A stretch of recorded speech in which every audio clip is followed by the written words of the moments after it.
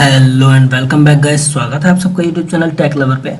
तो जैसा कि हमने अपने साइबर सिक्योरिटी और एमआईटी पे भी जो last video recent video upload किया है फ्रेंड्स, उम्मीद है आप लोगों ने उस वीडियो को देखा होगा। उसमें आपको काफ़ी चीज़ें समझ में आई होंगी फ्रेंड्स। बता दें आपसे कि हमारे इंडिया में काफ़ी मतलब साइबर का जो वर्ल्ड है, आपका डिजिटल एरा को लेकर हमारे इंडिया में उतना ज़्यादा खैर स्कोप या फिर कहना चाहिए एक्साइटमेंट तो नहीं है। लेकिन फ्रेंड्स ये काफ़ी चर्चा का विषय बना हुआ है एज अ ग्लोबल लेवल पर।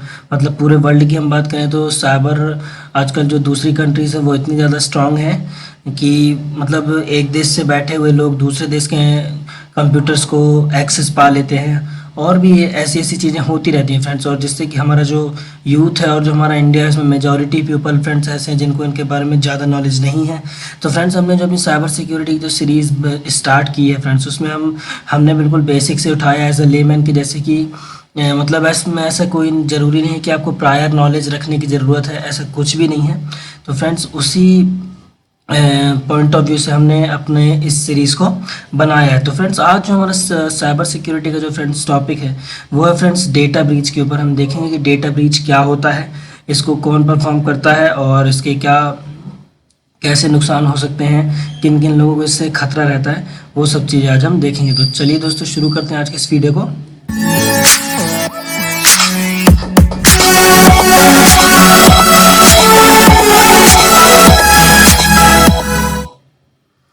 फ्रेंड्स आइए सबसे पहले देखते हैं कि डेटा ब्रीच की डेफिनेशन क्या होती है। तो फ्रेंड्स डेटा ब्रीच जो आपका होता है ये एक तरह का सिक्योरिटी इंसिडेंट होता है जिसमें कि सेंसिटिव और प्रोटेक्टेड या फिर आपकी कॉन्फिडेंशियल डेटा जो आपका होता है वो या तो कोई कॉपी कर ले या फिर आपका कोई ट्रांसमिट कर दे, मतलब एक जगह से दूसरी जगह कर दे, कोई देख ले या फिर उसको चोरी कर ले, या फिर कोई एक ऐसे पर्सन के द्वारा उसको एक्सेस करे जो कि अनऑथोराइज्ड है, मतलब उसको उस डेटा को एक्सेस करने की परमिशन नहीं है। फ्रेंड्स मैं आपसे जनरली बता दूं, देखिए ये एक इस तरह की सिचुएशन हो जाती है डेटा ब्रीच। मतलब आप नॉर्मल लाइफ में जैसे एक चोर होता है और जैसे हमारा घर होता है, तो फ्रेंड्स आप अपने घर के अंदर की जितनी भी चीज़ें फ्रेंड्स आप उनको डेटा मान सकते हैं, और जो बाहर से जो बंदा है जो चोरी कर रहा है फ्रेंड्स आप उसको साइबर क्रिमिनल मान सकते हैं। वही डेटा ब्रीच होता है फ्रेंड। जैसे जैसे मान लीजिए आपके घर से किसी चोर ने कोई चीज़ चुरा ली फ्रेंड, है ना,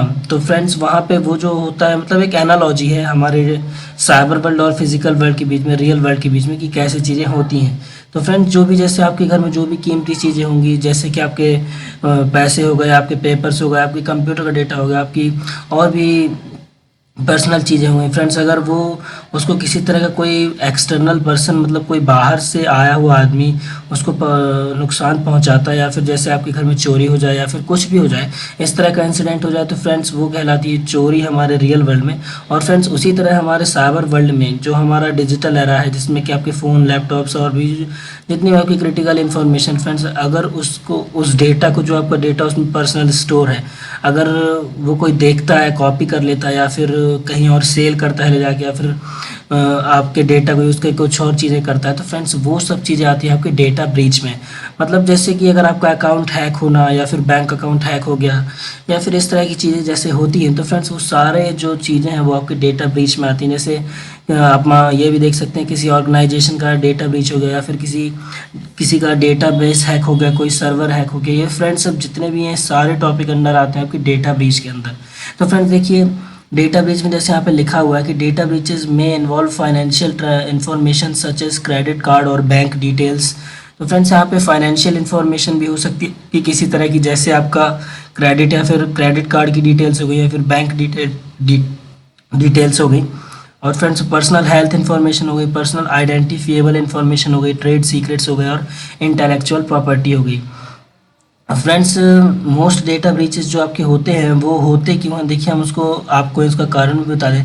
क्योंकि फ्रेंड्स ओवर एक्सपोज्ड या फिर वल्नरेबल अनस्ट्रक्चर्ड डेटा होता है, जैसे कि आपके files, document and sensitive information हो गई। ओवर एक्सपोज्ड का मतलब है फ्रेंड्स जो आपका पर्सनल डेटा है, जैसे आपकी डेट ऑफ बर्थ हो गई, आपका नाम, आपका फ़ोन नंबर, आपकी ईमेल आईडी, ये सब चीज़ें फ्रेंड, जैसे हम अपने फेसबुक और जितने भी सोशल मीडिया हैं जैसे इंस्टाग्राम हो गया और भी ट्विटर वगैरह हो गए फ्रेंड्स, वहाँ पे जो हम अपनी इन्फॉर्मेशन को शेयर कर देते हैं वही वही इन्फॉर्मेशन लोग जब चुरा लेते हैं तो वही कहलाता है फ्रेंड्स आपका जो ओवर एक्सपोज कर देना, मतलब ज़रूरत से ज़्यादा लोगों को बता देना अपने बारे में, वही कहलाता है। और फ्रेंड वल्नरेबल का मतलब है कि जो हमारा सिक्योरिटी, जहाँ पे हम अपने डेटा को या फिर अपनी इन्फॉर्मेशन को स्टोर कर रहे हैं वहाँ पे कोई ना कोई एक ऐसा सिक्योरिटी का फ्लॉ है जहाँ पे कि जो भी हैकर या फिर आपका साइबर क्रिमिनल है वो वहाँ से एंट्री पॉइंट लेके सारे डेटा को कॉपी कर पा रहा है या फिर से मतलब आप कहना चाहिए गलत चीज़ के लिए आपका यूज़ कर पा रहा है। तो फ्रेंड्स ये है आपके डेटा ब्रीच के बारे में। और कौन कौन सी जो चीज़ें हैं मतलब जहाँ पे जो क्रिटिकल जगह हैं, जैसे कि आपका फाइनेंशियल होगा, आपका हेल्थ इन्फॉर्मेशन हो गया और आपके सोशल मीडिया अकाउंट्स हो गए, ये सब सारे एग्जांपल्स हैं फ्रेंड्स जहाँ पे डेटा ब्रीच के लिए मोस्ट वल्नरेबल और मोस्ट फोकस्ड रहते हैं हैकर्स इनमें। फ्रेंड्स हम बात करते हैं कुछ कंपनीज के बारे में जिन पे कि साइबर अटैक मतलब उनका साइबर अटैक हुआ था फ्रेंड्स, उनका डेटा ब्रीच हुआ था। तो फ्रेंड्स सबसे पहले हमारा आता है याहू। तो फ्रेंड्स ये बात वैसे थोड़ा सी पुरानी है लेकिन डेटा ब्रीच के लिए मैंने आपको एज एग्जांपल इसको मैंने लिया है। तो फ्रेंड्स नंबर ऑफ़ रिकॉर्ड्स देखिए यहाँ पे दिखाया गया कि याहू में जो हम जैसे आपका गूगल में यूज़ करते हैं, आपका जीमेल हो गया, तो फ्रेंड्स याहू में भी आपका याहू मेल होता है। तो फ्रेंड्स वहाँ पे देखिए याहू का आपका डेटाबेस हैक हुआ था। ये ईयर 2013 और 2014 की बात है यहाँ पर फ्रेंड्स। और रीज़न देखिए इसका हैकिंग लिखा हुआ है, मतलब जो आपका डेटाबेस था, जो सर्वर था याहू का, वो हैक हो चुका था और उसमें वहाँ पे फ्रेंड्स 3 बिलियन और 500 मिलियन पर्सन्स की जो डिटेल्स थी उनको हैक कर लिया गया था। तो फ्रेंड्स ये काफ़ी मतलब हार्मफुल स्थिति होती है कि जैसे आपका अगर कोई डेटा लीक हो गया तो फ्रेंड्स बहुत बड़ी परेशानी हो जाती है, मतलब आपकी पर्सनल इन्फॉर्मेशन लीक हो रही है। तो नेक्स्ट है फ्रेंड्स आपका first American financial corporation. Friends ये एक बैंक है जो कि आपका फॉरेन का है। इसमें फ्रेंड्स देखिए नंबर ऑफ रिकॉर्ड जो अफेक्टेड हुए थे वो फ्रेंड्स 885 मिलियन थे। और ये ज़्यादा पुरानी बात नहीं फ्रेंड्स, ये पिछले साल ही 2019 में ये आपका हैक हुआ था, इस पर इस डेटा ब्रीच हुआ था। मतलब 885 मिलियन जो यूज़र्स थे इसके, जो पर्सनल थे, उनकी इंफॉर्मेशन को हैक कर लिया गया था और उनके बारे में सारी डिटेल्स निकाल ली गई थी। इसका रीज़न क्या था फ्रेंड्स कि जो सिक्योरिटी थी आपके डेटाबेस की वो काफ़ी पुअर थी, जो कि हैकरों के लिए एक अच्छा ऑप्शन बन गया। फ्रेंड्स नेक्स्ट है आपका फेसबुक देखिए फ्रेंड्स, देखिए फेसबुक से तो आप सब वाकिफ़ होंगे, जिसमें कि आपने कभी सोचा नहीं होगा कि हम ऐसा भी कुछ हो सकता है कि कोई हमारी इन्फॉर्मेशन चुरा लेगा या फिर ऐसा कुछ भी होगा। फ्रेंड्स देखिए 2019 की बात कर रहा हूँ मैं आपसे, पिछले साल की। इसमें फेसबुक पे एक साइबर अटैक हुआ था जिसमें से 540 मिलियन यूज़र्स का डेटा हैक कर लिया गया था। और उसका फ्रेंड्स रीज़न था वो थी पुअर सिक्योरिटी, मतलब जहाँ पे जिस डेटाबेस में डेटा स्टोर हो रहा था, पर्सनल इन्फॉर्मेशन यूज़र्स की स्टोर हो रही थी, वो सारी चीज़ें हैक हो गई थी। और फ्रेंड्स आप समझ सकते हैं कि अगर आपका मतलब पर्सनल कोई भी चीज़ अगर कोई और देख रहा है, मतलब वहाँ पर सिक्योरिटी की कमी है। तो फ्रेंड्स काफ़ी वल्नरेबल हैं चीज़ें, अभी लोग ज़्यादा इसके बारे में वाकिफ़ नहीं है, बस वो लोग इतना जानते हैं कि फेसबुक यूज़ करना है और नहीं करना, लेकिन उनके नेगेटिव साइड के बारे में नहीं जानते कि फ्रेंड्स और इससे क्या क्या हो सकता है। फ्रेंड्स देखिए आप जानते हैं, आप इतनी सारी चीज़ें यूज़ करते होंगे, बैंकिंग के ऐप्स हो गए, आपकी फेसबुक आईडी, आपकी सोशल मीडिया जितने भी है, वहाँ पे फ्रेंड्स जैसे वेबसाइट में किसी में आपने प्रीमियम लिया हुआ कुछ भी, फ्रेंड्स वहाँ पे देखिए यूज़र आईडी और पासवर्ड, बस यही 2 चीज़ें होती हैं। अगर ये आपको किसी और के, ये आपकी पर्सनल डिटेल्स किसी और पर्सन को मिल जाती हैं और अगर वो इसका गलत फ़ायदा उठाना चाहे तो फ्रेंड्स बहुत आसानी से उठा सकता है। और दुनिया को अगर किसी को किसी से बदला लेना हो, फ्रेंड्स कई लोग हैकर्स कई बार इसके लिए भी ये चीज़ इस्तेमाल करते हैं, कुछ मूवीज़ में ऐसा दिखाया भी गया है। तो फ्रेंड्स काफ़ी सोचने वाली बात है कि फ्रेंड्स इसके बारे में भी ध्यान देना चाहिए हमारे इंडिया की यूथ को और भी जो सारे लोग हैं उनको भी। फ्रेंड्स अगला जो है वो है फ्रेंड आपका फ्रेंड फाइंडर नेटवर्क्स।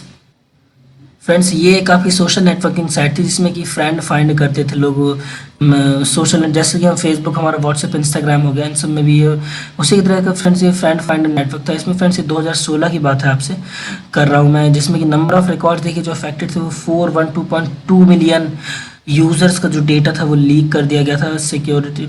और यहाँ पे फ्रेंड्स रीज़न क्या था इसका, पुअर सिक्योरिटी और हैक हो गया था आपका डेटा। जो फ्रेंड्स इतने बड़े लार्ज अमाउंट में डेटा को हैक करना और फिर सारी इन्फॉर्मेशन लीक कर देना और या फिर गलत इस्तेमाल करना उन सब चीज़ों से किसी और के लिए, तो फ्रेंड्स ये काफ़ी हमारे लिए बेकार जो आता है। मतलब देखिए एक तो फ्रेंड्स एक चीज़ क्या है कि डिजिटल वर्ल्ड में हमको पता नहीं होता कि जो अगला व्यक्ति हमसे बात कर रहा है या फिर हम जिससे बात कर रहे हैं वो वही है जो हम सोच रहे हैं या वो नहीं है फ्रेंड्स, इसका कंफर्मेशन नहीं होता है।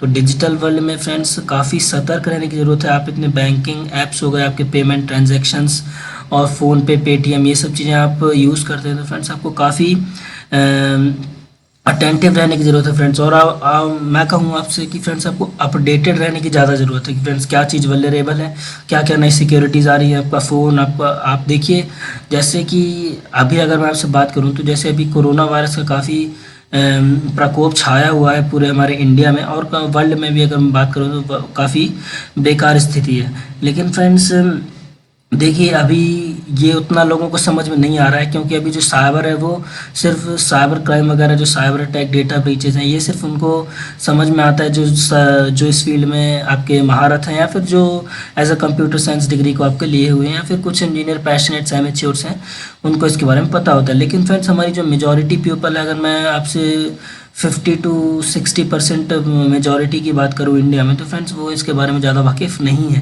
तो फ्रेंड्स हमको इसके बारे में भी जानना ज़रूरी है, क्योंकि फ्रेंड्स अगर देखिए जैसे अभी आप देख रहे हैं कि कोरोना की वजह से कितना ख़तरनाक माहौल बना हुआ है।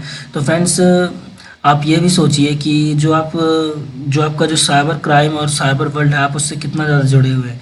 आज हमारे इंडिया में लगभग कोई भी ऐसा नहीं होगा जिसके पास स्मार्टफोन ना हो, और स्मार्टफोन जिसके पास है मतलब वो किसी ना किसी तरह की वहाँ से वल्नरेबिलिटी, अगर कोई चाहे ऐसा कोई गलत काम करना तो वहाँ पे बनी हुई है हमेशा। तो फ्रेंड्स इससे भी ज़्यादा दयनीय स्थिति हो सकती है अगर हम किसी तरह से मतलब डिजिटल वर्ल्ड में और ज़्यादा हमने प्रोग्रेस की, और भी हम जब अपने इलेक्ट्रिसिटीज़ और न्यूक्लियर पावर प्लांट्स और भी जितनी चीज़ें अगर उन सबको हम डिजिटल इंटरनेट से कनेक्ट कर देंगे, तो फ्रेंड्स वहाँ पे हमारे लिए ख़तरा और बढ़ जाएगा। तो फ्रेंड्स यहाँ पे हमको एक जनरल लेवल पे प्रिकॉशंस लेने की ज़रूरत है। जैसे देखिए फ्रेंड्स अभी हमको कोरोना के बारे में काफ़ी चीज़ें पता चल रही हैं, तो हम उसके बारे में प्रिकॉशंस ले रहे हैं, मास्क यूज़ कर रहे हैं, ग्लव्स यूज़ कर रहे हैं, हैंड वॉश कर रहे हैं, सारी चीज़ें कर रहे हैं। फ्रेंड्स जब तक कोई चीज़ हो नहीं जाती तब तक हमको उसकी अहमियत का पता नहीं चलता कि वो कितनी ख़तरनाक हो सकती है। इसी तरह से फ्रेंड्स जो हमारा साइबर है उसके भी काफ़ी ख़तरनाक आपके रिज़ल्ट हो सकते हैं। तो फ्रेंड्स मैं आपसे बस इतना ही कहूँगा कि आपको अपडेटेड रहना चाहिए।